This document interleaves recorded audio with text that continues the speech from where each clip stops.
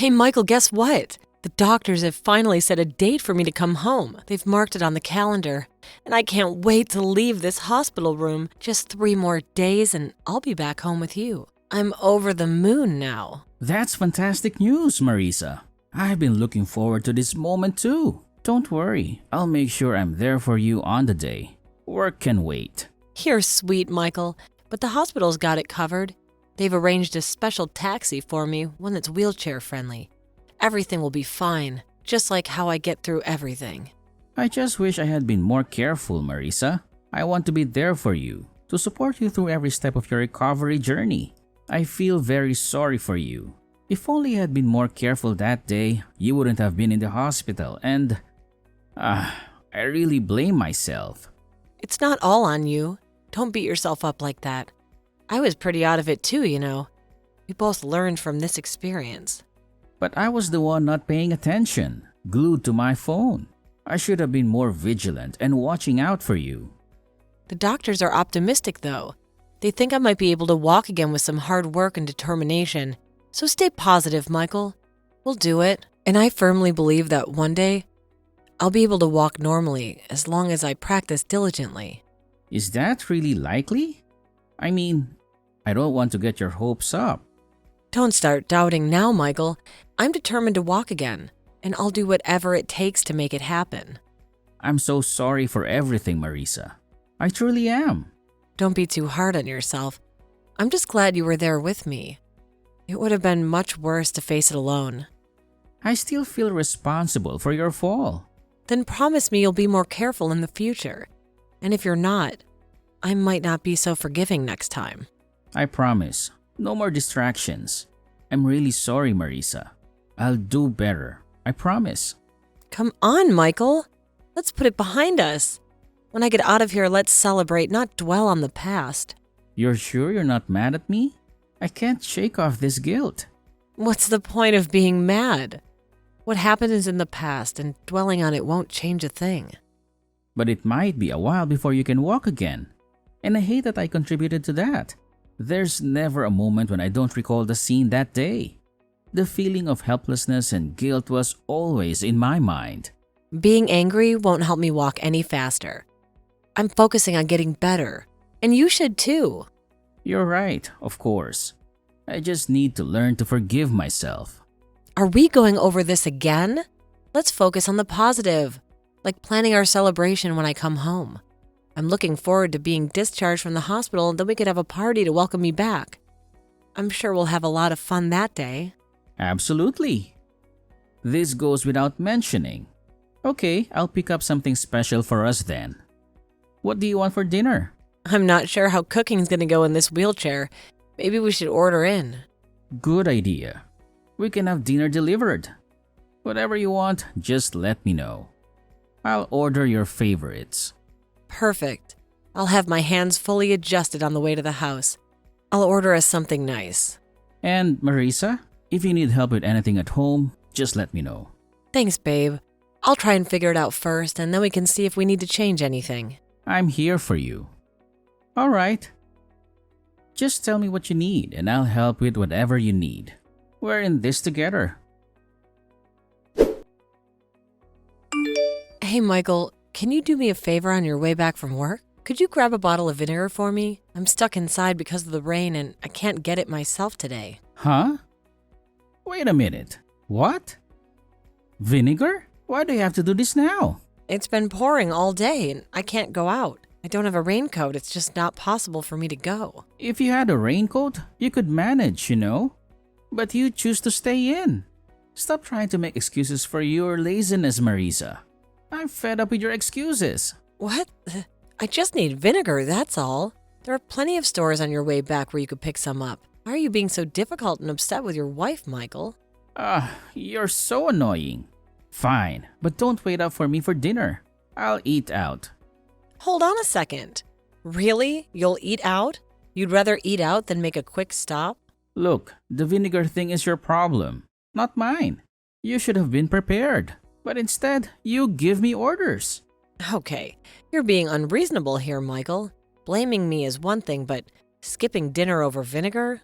It's not just about the vinegar. It's getting harder to come home with everything going on. Are you saying I'm in the way?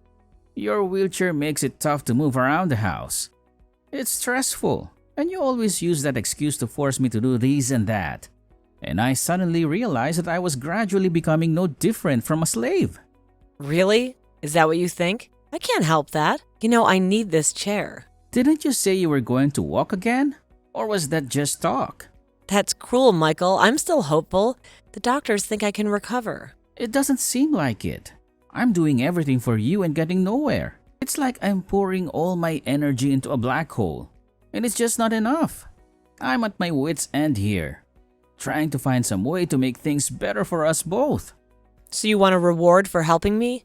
Remember, I didn't choose to be in this chair. It's not like I'm sitting here enjoying your struggles. I feel helpless, and seeing you upset only makes it worse. We said we'd move on from the past, right? But it's hard when every day feels like a reminder of what went wrong. I'm struggling to keep that promise when the past is staring us right in the face. But you sound so bitter. You used to be so supportive, and now you're cold. It's like the warmth between us is fading, and I don't know how to bring it back. I'm tired of trying without seeing any progress. You're still defective, you know.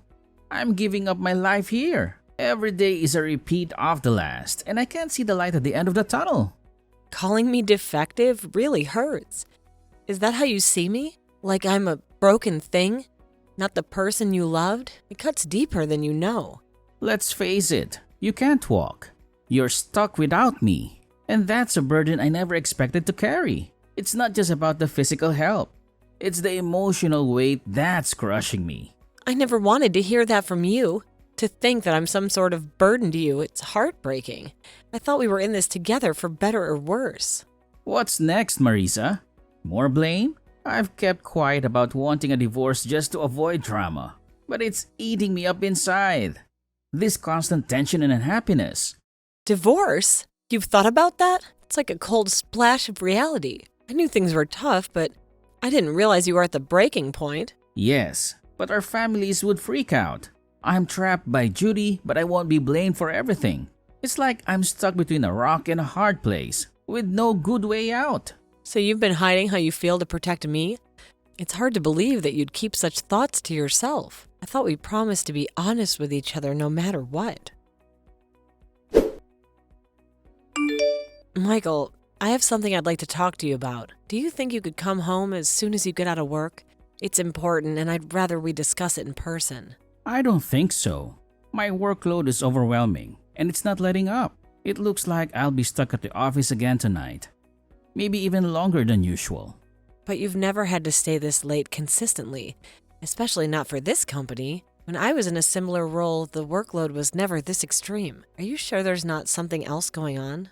Well, I don't think you understand the demands of this company. It's changed a lot since you were last in the industry, and the pressure is relentless. But even my dad, who's quite familiar with your industry, mentioned that this isn't typically a busy period. It's odd that your company would be the exception. Stop trying to compare what this company has to get done with whatever his company is doing right now. The situation here is unique, and everyone is swamped with tasks. So we're not even going to be able to have a normal discussion anymore, huh? Is our communication just going to be brief updates and excuses? We don't have anything to discuss, do we? If it's not urgent, it can wait. Right now, my focus has to be on my work. Well, I have something urgent. It's about us. It's about our relationship, and I can't wait. Then you can tell me right here, right now on the phone. If it's that urgent, why delay? I'll take a look at what you have to say later after you're done typing. Then I guess I'll let you know right now. Michael, you've been cheating on me, right? And I need to hear it from you. What? Do you have any proof of that? Because this is a serious accusation, and I need to know what's led you to believe such a thing. I found a letter in one of your suit pockets. It was from Valentine's Day. It had some pretty intimate things written on the inside of it. What the heck? You're going to start doubting me because of that? I just happen to be really popular with a lot of the women around town. So every year I happen to get a lot of Valentine's Day letters and cards from them. It doesn't mean anything. But this one is asking you what hotel you want to stay at next time. This would mean you're cheating on me, right?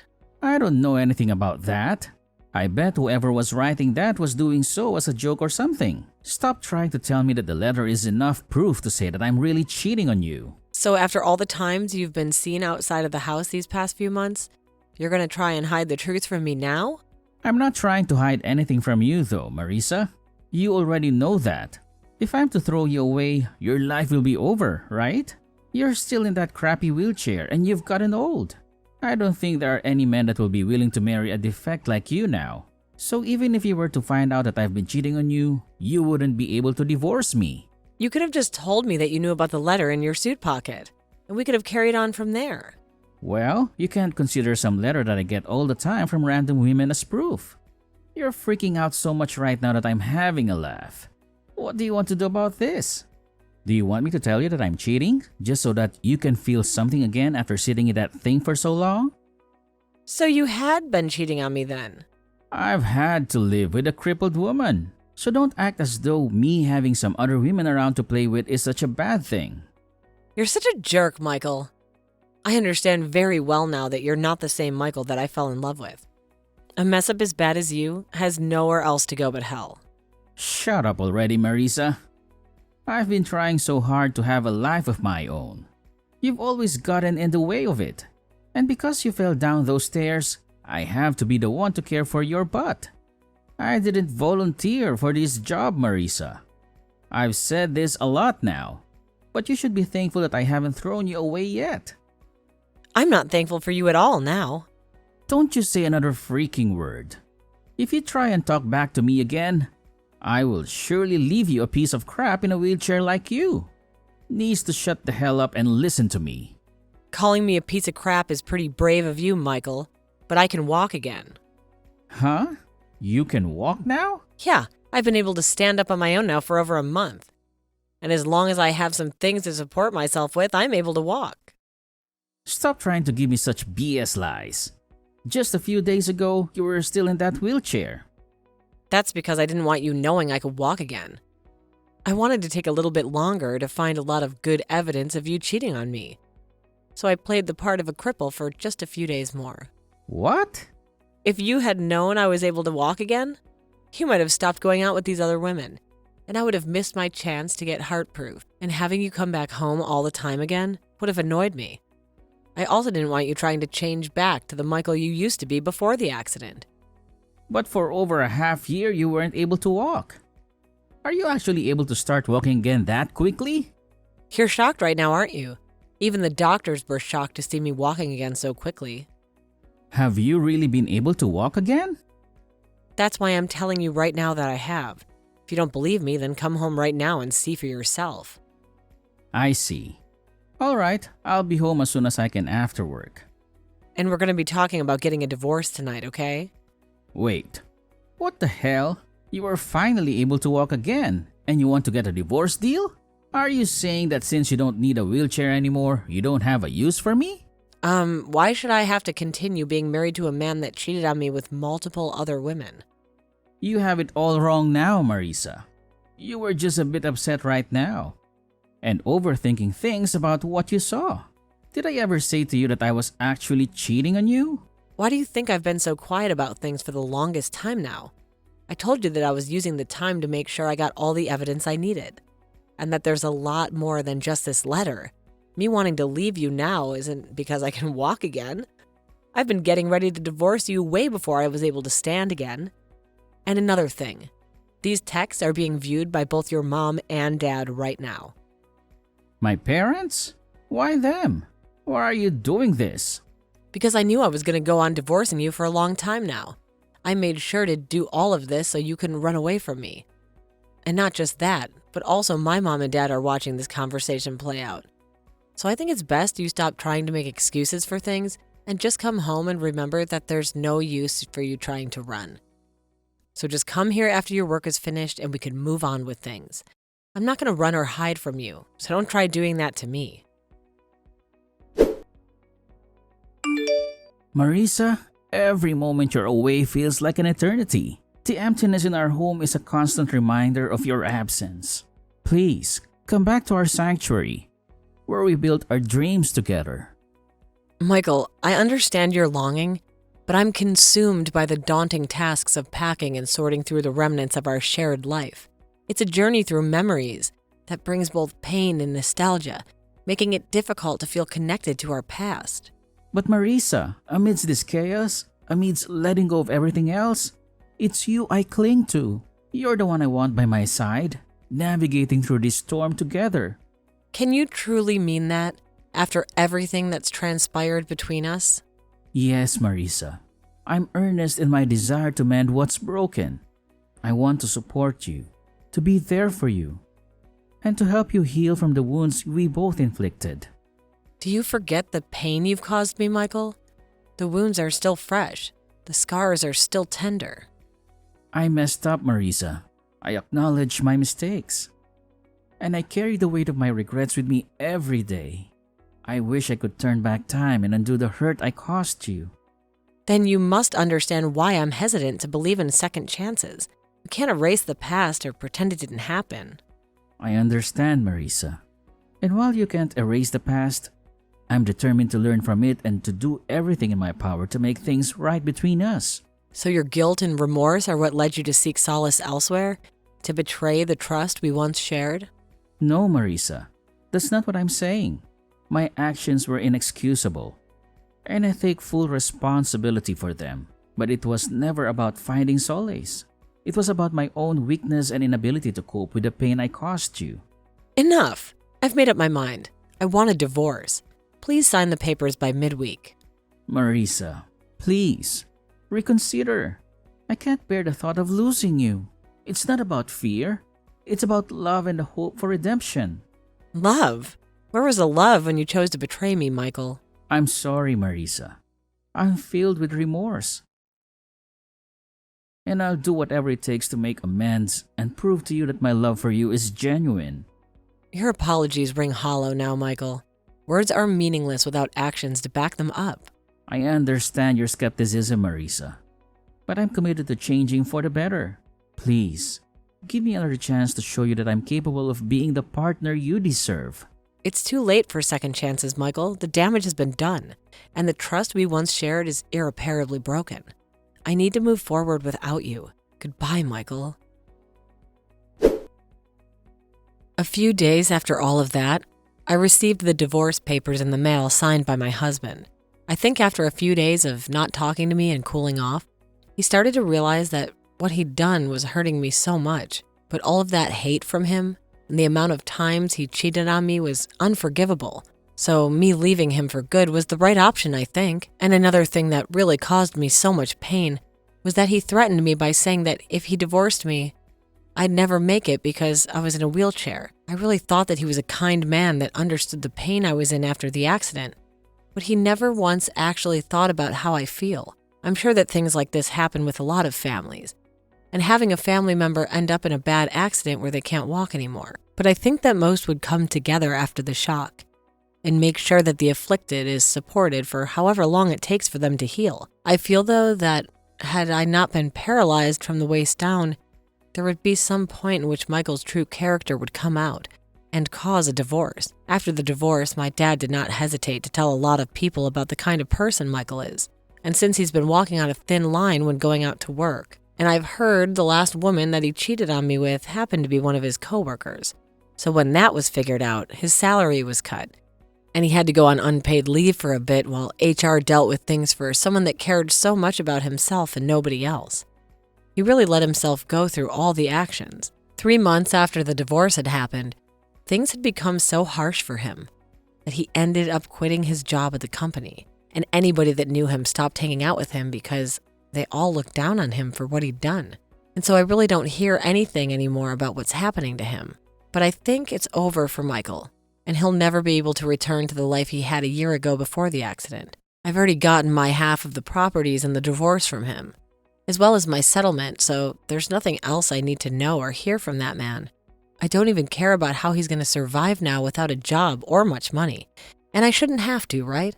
I've been lucky enough to get back in touch with the company I worked for before the accident, and they allowed me to start working again from home. And because of all my friends and people that my dad have introduced me to, I've been able to stay busy with work and my life, and I haven't had to worry about having food or eating, or a house to live in. But I'm still very reliant on having my cane to be able to walk.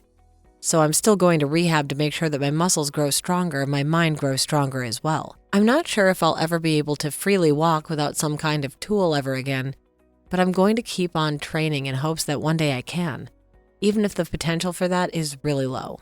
If I keep on putting in lots of work, the chances will continue for me to grow. And along with that, I'm going to try my best to maintain the life I've already been given now. And I will never forget all the strengths I've had to make it this far already.